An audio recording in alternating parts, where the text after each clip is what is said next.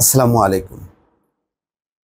প্রধানমন্ত্রী শেখ হাসিনা এবার দ্বিপক্ষীয় সফরে দিল্লি যাচ্ছেন। ১ মাসের মধ্যে দুবার তিনি দিল্লি সফর করবেন। প্রথম দফায় গত ৮ই জুন গিয়েছিলেন শপথ অনুষ্ঠানে নরেন্দ্র মোদীর। আর এবার যাচ্ছেন দ্বিপক্ষীয় সফরে। ২২শে জুন যাবেন, অর্থাৎ ২ দিন বা ৩ দিনের সফর হবে। তো একটু ধাক্কা লাগে যে ১ মাসের মধ্যে ২ দফা প্রধানমন্ত্রী যাচ্ছেন। এর আগে খবর হয়েছিল যে এই মাসের শেষ দিকে নরেন্দ্র মোদী আসবেন, এবং সেটা যদি হতো তাহলে এটা দেখতে একটু সুন্দরই লাগতো যে প্রধানমন্ত্রী যেভাবেই যাক না কেন তিনি তো গেছেন শপথ অনুষ্ঠানে। আবার ১ মাসের মধ্যেই আবার তিনি যাবেন। বরং এই সফরটা যদি নরেন্দ্র মোদী আসতেন বাংলাদেশে তাহলে একটু ভালো দেখাতো। ১ মাসের মধ্যে ২ দফা যাওয়া, এটা অনেক রাজনৈতিক সমালোচনার জন্ম দিতে পারে। বলা যেতে পারে যে এটা মানে ভারতের প্রতি শেখ হাসিনার সরকারের যে খুবই আনুগত্য এবং তার একটা বহিঃপ্রকাশ। গত নির্বাচনে যেভাবে ভারত সাপোর্ট করেছে তার একটা আনুগত্য দেখানো, তার একটা মানে সমর্থন, এগুলো প্রকাশ করার জন্যই হয়তো তিনি যাচ্ছেন।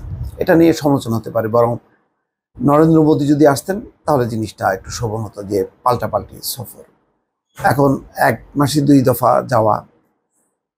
আরেকটা হতে পারে, যেহেতু জুলাই মাসে চীনে সফরের পরিকল্পনা আছে প্রধানমন্ত্রীর, সেটি দ্বিপক্ষীয় সফর। সুতরাং দ্বিপক্ষীয় সফরটা আগে চীনে হবে নাকি ভারতে হবে, এটা নিয়ে একটা টানাপোড়েন আছে। তো সেটা হয়তো অ্যাভয়েড করার জন্য হতে পারে সরকার আগে ভারতের সাথে দ্বিপক্ষীয় সফরটা শেষ করে চীনে যেতে চায়।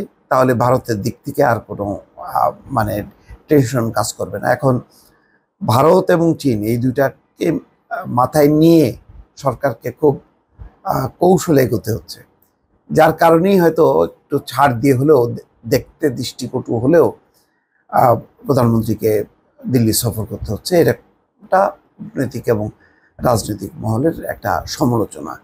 বাস্তবতা কি, এটা তো আসলে সরকার যতক্ষণ না প্রকাশ করছে যে কি কারণে ১ মাসে ২ বার যেতে হবে, কেন নরেন্দ্র মোদী আসলেন না, তার বদলে প্রধানমন্ত্রী যাচ্ছেন, সেটি একটা বিষয় থাকবে যখন প্রশ্নোত্তর পর্বে, যখন এই বিষয়গুলো স্পষ্ট করে বাংলাদেশের পক্ষ থেকে পররাষ্ট্রমন্ত্রী বা পররাষ্ট্র সচিব বলবেন। এখন যে খবর তাতে বলা হচ্ছে যে প্রধানমন্ত্রী শেখ হাসিনা এবার দ্বিপক্ষীয় সফরে ভারত যাচ্ছেন। ২১শে জুন তার দিল্লি সফরে যাওয়ার কথা রয়েছে। চলতি মাসে এটি হবে তার দ্বিতীয়বারের মতো দিল্লি সফর। বৃহস্পতিবার সন্ধ্যায় সরকারের একটি উচ্চ পর্যায়ের সূত্র এই তথ্য নিশ্চিত করেছে। কূটনৈতিক সূত্র বলছে প্রধানমন্ত্রী শেখ হাসিনার এবারের সফর ৩ দিনের হতে পারে। এই সফরে ভারতের প্রধানমন্ত্রী নরেন্দ্র মোদীর সঙ্গে প্রধানমন্ত্রী শেখ হাসিনার শীর্ষ বৈঠক ২২শে জুন আয়োজনের প্রস্তুতি চলছে। টানা ৪র্থ দফায় প্রধানমন্ত্রী হিসেবে দায়িত্ব নেওয়ার পর শেখ হাসিনার প্রথম দ্বিপক্ষীয় সফরে দিল্লি যাওয়ার বিষয়টি দুই দেশের রাজনৈতিক পরিমণ্ডলে চূড়ান্ত হয়েছিল। যদিও চীন গত বছরের দ্বিতীয়ার্ধ থেকে প্রধানমন্ত্রী শেখ হাসিনাকে বেইজিং নিতে চাইছে।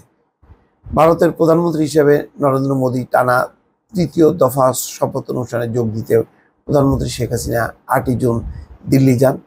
মোদীর শপথ গ্রহণের পর দুই নেতার মধ্যে সংক্ষিপ্ত বৈঠক হয় এবং উভয় নেতাই পরস্পরকে নিজ দেশের আমন্ত্রণ জানান সফরের।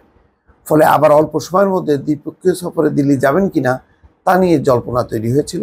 শেষ পর্যন্ত সব জল্পনার অবসান ঘটিয়ে আগের পরিকল্পনা অনুযায়ী প্রধানমন্ত্রী শেখ হাসিনা দ্বিপক্ষীয় সফরে যাচ্ছেন।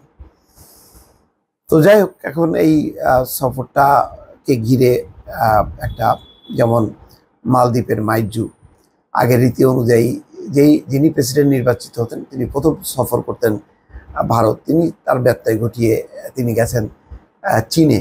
এবার শপথ অনুষ্ঠানে তিনি এসছেন। তো এটা নিয়ে একটা টানাপোড়েন তো মালদ্বীপ এবং ভারতের মধ্যে এটা প্রকাশ্যে। তো বাংলাদেশের সাথে ভারতের যে সম্পর্ক এবং বিগত নির্বাচনে যে সমর্থন, তাতে বাংলাদেশের পক্ষ থেকে অনেক বেশি ভারতের প্রতি অনুগত থাকা বা আনুগত্য প্রদর্শন করা, সেটি হয়তো একটা একটা রাজনৈতিক প্রক্রিয়া হতে পারে বা অংশ হতে পারে। কিন্তু এটা ঠিক যে 1 মাসের 2 দফা প্রধানমন্ত্রীর সফর এটি রাজনৈতিক মহলে বেশ ঝড় তুলেছে এবং এটি আলাপ আলোচনা চলছে বিভিন্ন মহলে। দর্শক ভালো থাকবেন। আল্লাহ হাফেজ।